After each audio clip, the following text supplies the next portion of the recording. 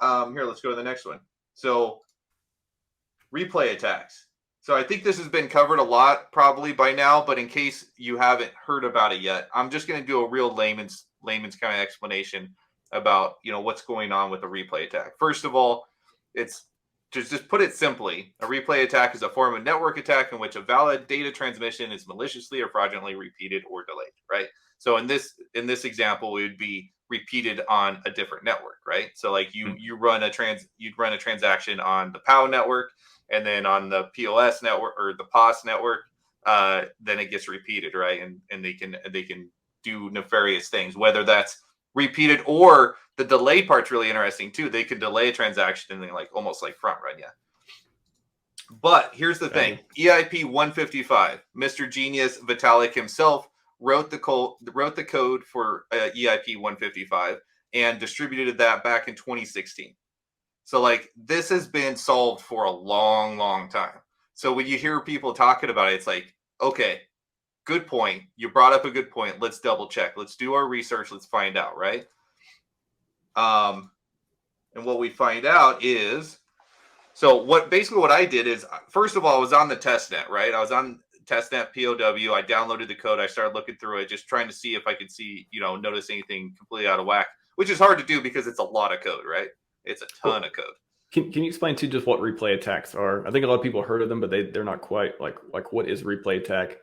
Have they happened on other chains? A couple of examples before you dive into it. This is great stuff. Here's the thing, though. It hasn't really been an issue for a very long time.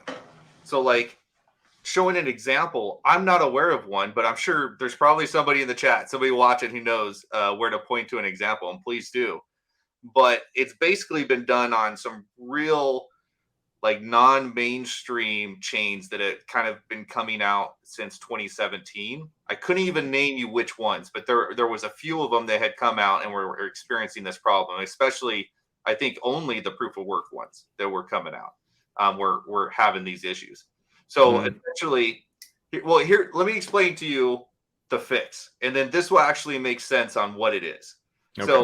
So the fix is on the EIP 155. You're essentially you're taking chain IDs and you're distributing those onto each transaction, so that when a transaction is called or run, right, it creates a hash, and that hash number, it's almost like your transaction number, right? You go click on it and you can view the transaction.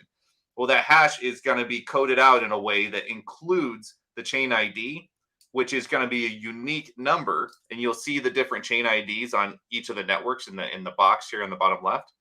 Those will be implanted into the hash. And what happens there is if you take a hash from the proof of work chain and you copy that and you paste it, dude, Alan's hilarious.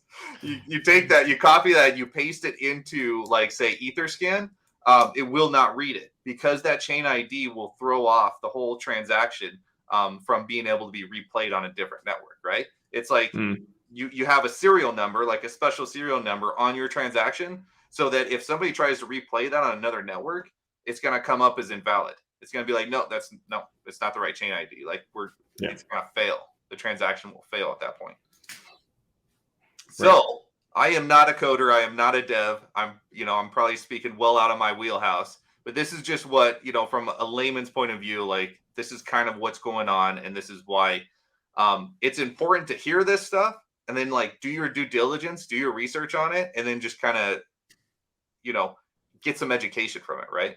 Kind of figure out what's going on. All of the EIP, like the Ethereum improvement proposals, going through those are a lot of fun too. There's a ton of them. You can actually see on this screenshot I got here, you can go back, and if you've been in crypto for a while, you'll remember all of these upgrades. The London, didn't they call it the London fork? Right? London hard fork. Yeah. Yeah. You got the Berlin, Istanbul. I don't remember the Petersburg. Do you remember that one? No, I don't.